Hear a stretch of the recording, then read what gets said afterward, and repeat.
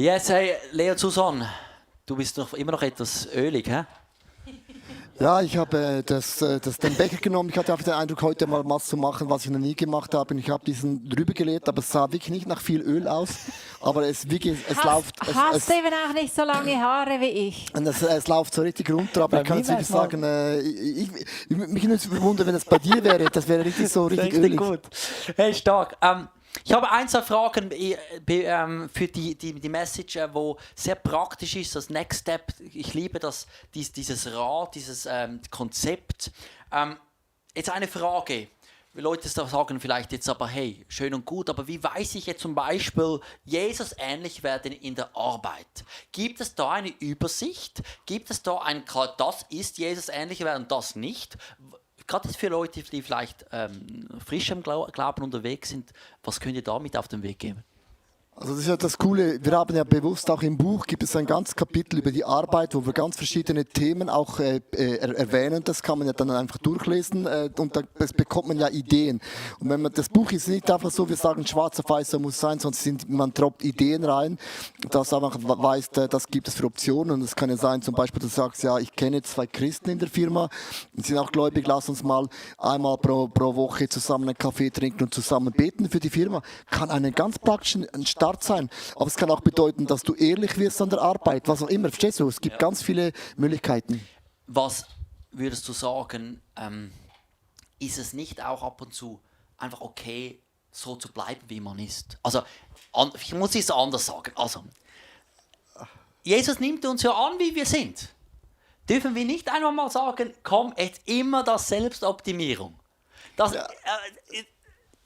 Genau diese Frage habe ich mich auch gestellt. Lohnt sich das denn immer, an einem selber zu arbeiten? Und ich habe so den Eindruck bekommen, wir haben nicht die Sicht vom großen Bild.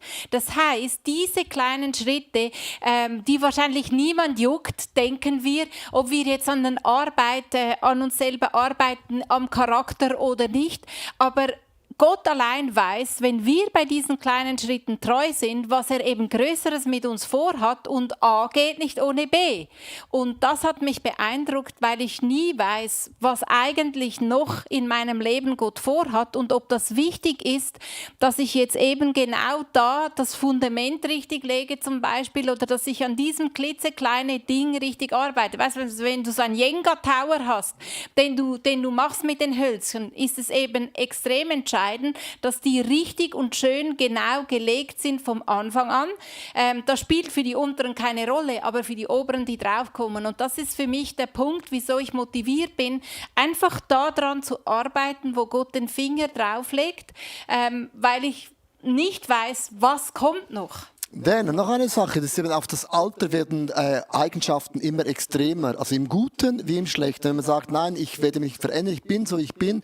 Zum Beispiel, wenn man negativ ist, wird man auf das Alter noch negativer, man verliert einen gewissen Schutzfilter. Das heißt, mit anderen Worten, geh in das Altersheim und du weißt, wo du endest, im Guten wie im Schlechten, wenn du nicht Dinge bewusst anpackst. Ja.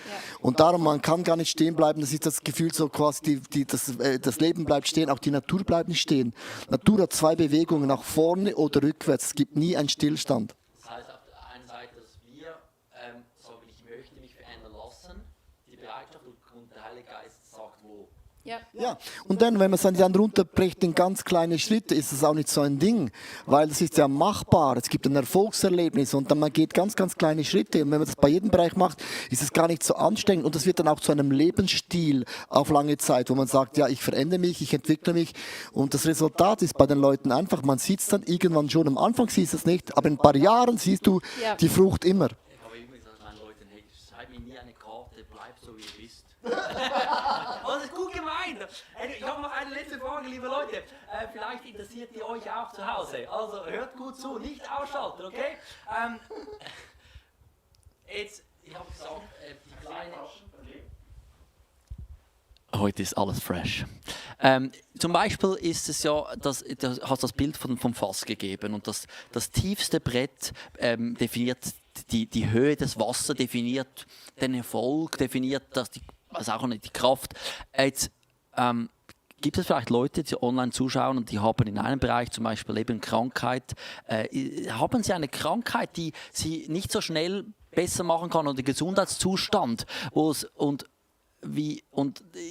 das löst bei Ihnen aus und dann ich frage aus und dann höre ich auch die Bibel, so sagt der Paulus, ja, in meiner Schwachheit bin ich stark. Ja, wie gehen jetzt diese zwei Bilder zusammen? Ja, mir kommt einfach in den Sinn, es gibt 100% und was ich tun kann, ist das 1%. 99% macht Gott, das ist eigentlich extrem viel, aber es ist extrem entscheidend, was ich mit diesem 1% mache, dass ich eben in diesem 1%, wo ich kann, eben alles gebe und die ganzen 100% von meiner Seite her.